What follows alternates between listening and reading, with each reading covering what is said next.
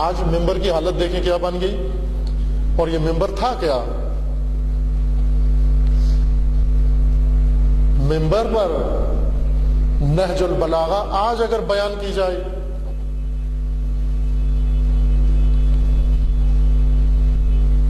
سنیے کبھی نہج البلاغہ اپنے ممبر سے؟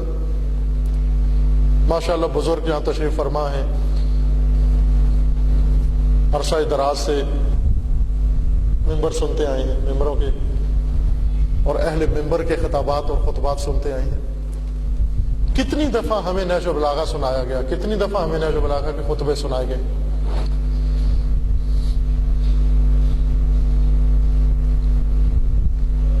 اس ممبر کے ساتھ، یہ بہت مقدس ممبر ہے،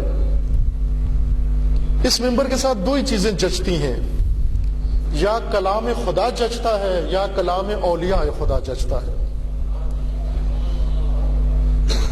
اوٹ پٹانگ اس ممبر کے ساتھ جچتا نہیں، اس ممبر کے شایان نشان نہیں ہے اوٹ پٹانگ، یا اس سے کلام خدا بیان ہو یا کلام اولیاء خدا بیان ہو، یا کلام رسول اللہ بیان ہو یا کلام اہل بیت بیان ہو۔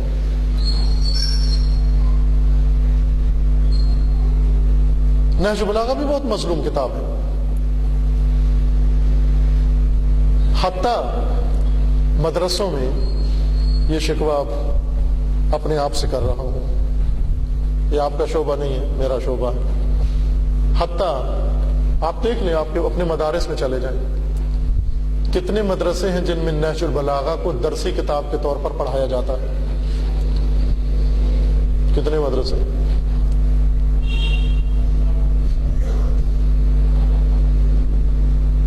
اتنی بھی قیمت نہیں نہج البلاغہ کی کہ اس کو دین کے سلیبس میں ہی شمار کر دیا جائے۔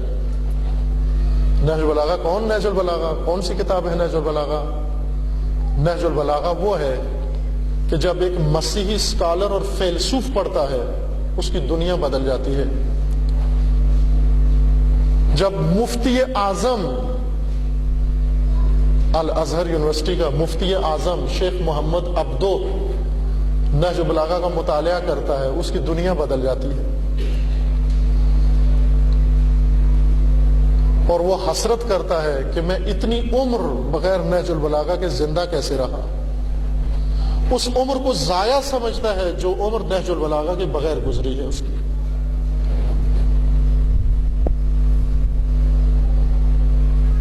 نہج البلاغہ ایک عجیب دنیا ہے۔ آئیں اس دنیا نہج البلاغہ میں آئیں، دنیا قرآن میں آئیں،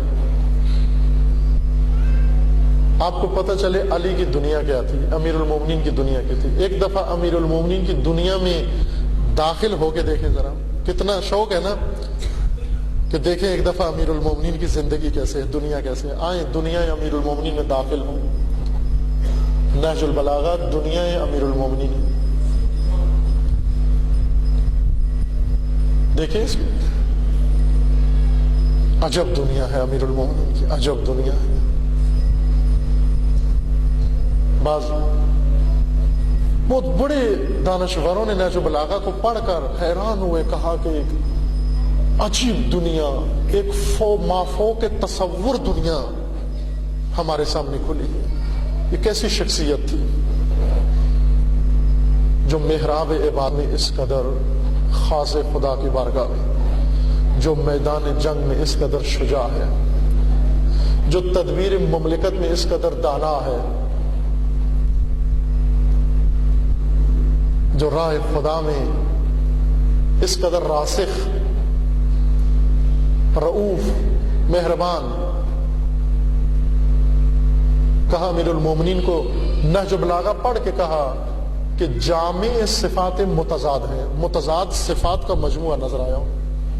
کیونکہ آپ نے دیکھا ہوگا کثرت سے عبادتیں کرنے والے اتنے شجاع نہیں ہوتے، عرفاء شجاع نہیں ہوتے، اور بہت بہادر لوگ، جنگجو لوگ اتنے عبادت گزار نہیں ہوتے۔ لیکن نہج البلاغہ کی دنیا میں آئیں، آپ کو دنیا کا منفرد جنگجو، دنیا کا منفرد عبادت گزار بھی نظر آئے گا۔ امیر المومنین کی راتیں، امیر المومنین کے دن. ایک شخص آیا حضرت سیدہ کی خدمت میں، مدینہ میں آیا.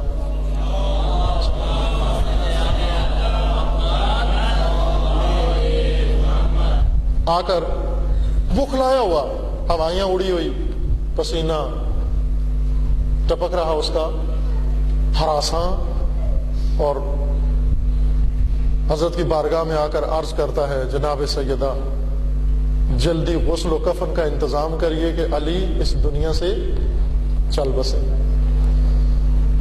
حضرت سیدہ پریشان نہیں ہوئی، ذرا ملال نہیں ہوا، کچھ بھی نہیں ہوا. ایک تبسم کے ساتھ اس سے پوچھا کیا دیکھا ہے، کیا ماجرا دیکھا ہے، لگتا ہے کچھ دیکھ کے آئے ہو. کہا جلدی کریے، اطلاع دیجیے سب کو کہ مولا اس دنیا سے چلے گئے. کہا کیا دیکھا؟ کہا میں نے دیکھا باہر مدینے کے باہر نخلستان میں رات کا منظر تھا، میں کسی وجہ سے وہاں گیا، میں نے دیکھا کہ کچھ آواز آ رہی ہے ایسی جیسے کوئی حالت دعا میں ہو، حالت گریہ ہو، راز و نیاز میں ہو. سرگوشیوں کی مجھے آواز آئی، میں دیکھا قریب کہ کون ہے. اس رات کی تاریکی میں، سناٹے میں، نخلستان میں دیکھا مولا ہیں، خدا کی بارگاہ میں مناجات میں مشغول ہیں، حالت نماز میں ہیں کہ ناگہان امیر المومنین کی زبان سے ایک چیخ نکلی اور پھر اس کے بعد زمین پر گر گئے. میں نے قریب جا کے دیکھا، مجھے یقین ہو گیا کہ اس دنیا سے چل بسے ہیں. توجہ فرمائیں، کس مولا کے ماننے والے ہو، کس مولا کی شب شہادت بیٹھے ہوئے ہو. شہید رمضان کی راتیں دیکھیے، شہید رمضان کی راتیں کیا ہیں. حضرت سیدہ نے کہا جا مومن خدا تجھے خیر دے، تو نے آج علی کی رحلت دیکھی ہے، زہرا ہر رات علی کی رحلت دیکھتی ہے. علی ہر رات رحلت کرتے ہیں. کہا تجھے کیا پتا، امیر المومنین جب بارگاہ خدا میں آتے ہیں، جب مصلی بندگی پر آتے ہیں، علی کا ناطہ غیر خدا سے کٹ جاتا ہے، غیر اللہ سے کٹ جاتا ہے.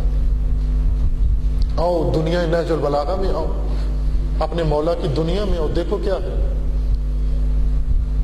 مجھ جیسوں سے آپ نے بہت کچھ سنا، تعریفیں سنی، فضائل سنے، کہانیاں سنی، قصے سنے، افسانے سنے. ایک دفعہ خود مولا سے سنو، کلام مولا سے سنو کیا فرماتے ہیں.